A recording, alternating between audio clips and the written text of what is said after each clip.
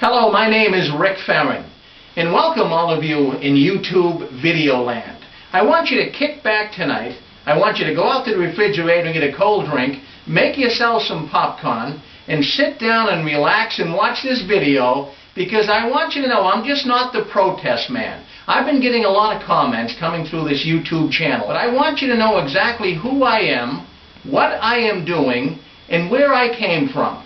And we're going to have a little discussion here with my wife Inez. Kick it on back and check it all out. In the audience there's probably many of you that were Jehovah's Witnesses, and you sprung yourself loose from the organization.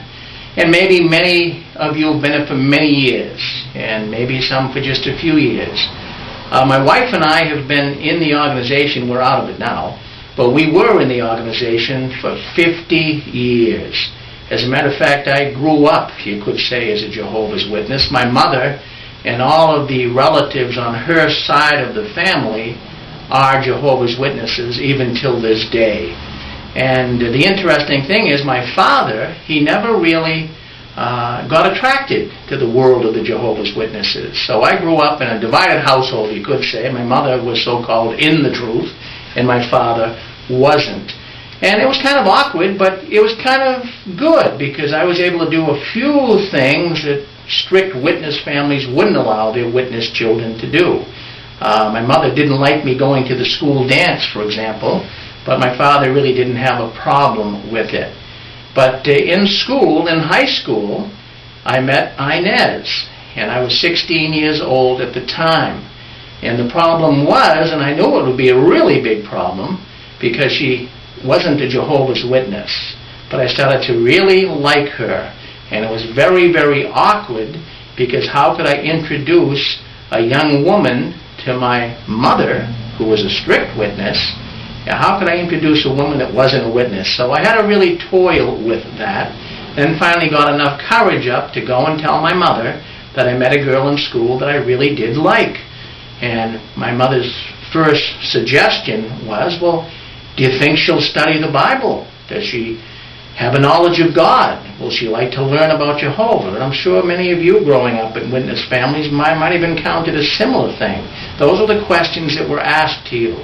So I said, well, she seems to be a God-fearing person, so Inez was willing to study the Bible with my aunt and myself. We all studied together, and we came in the so-called truth as baptized witnesses when we were both very young.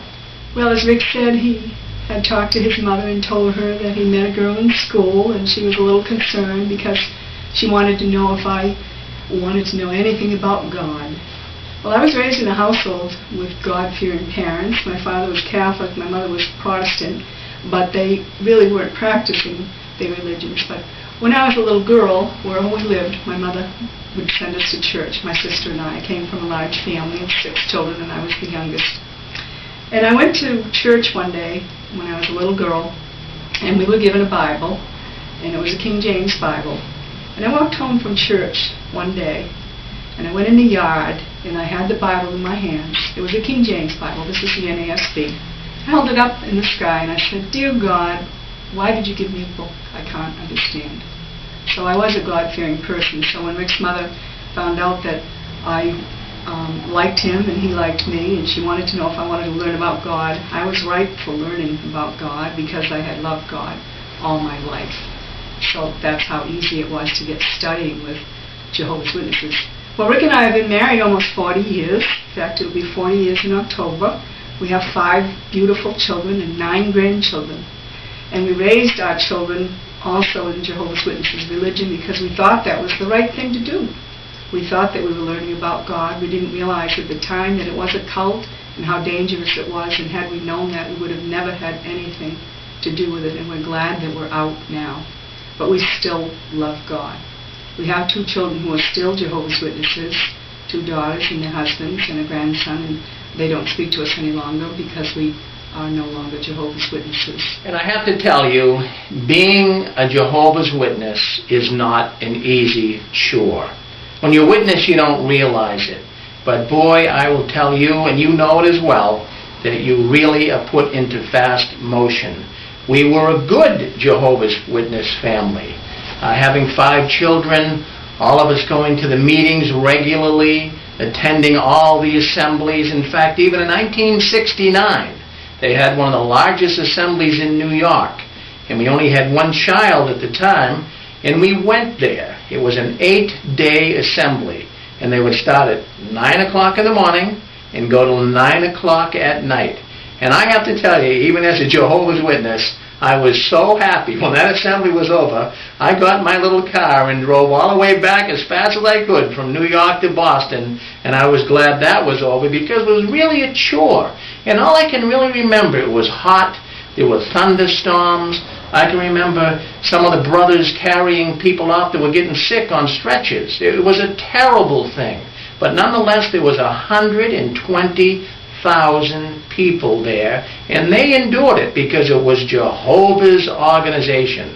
But it wasn't easy, especially for even a Jehovah's Witness mother, trying to get all the kids ready for the meetings and braiding their hair and pressing their clothes and getting them out in service.